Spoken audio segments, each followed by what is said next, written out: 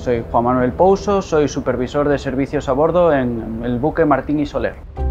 Yo empecé en Balearia como auxiliar de limpieza en el buque Abel Matutes hace 7 años y de ahí fui promocionando a auxiliar de hostelería, de pasaje y luego a supervisor e incluso en alguna ocasión de jefe de cabina.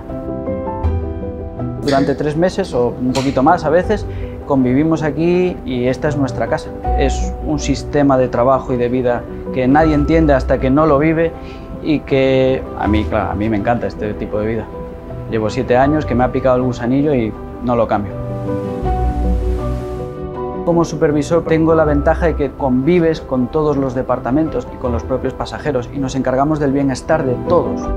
Hacemos un control de stock, recaudaciones diarias de todos los puntos de venta, asegurarnos de que esos puntos de venta están en condiciones a la hora de iniciar un servicio y de que todo el pasaje tenga un servicio de calidad en esta empresa.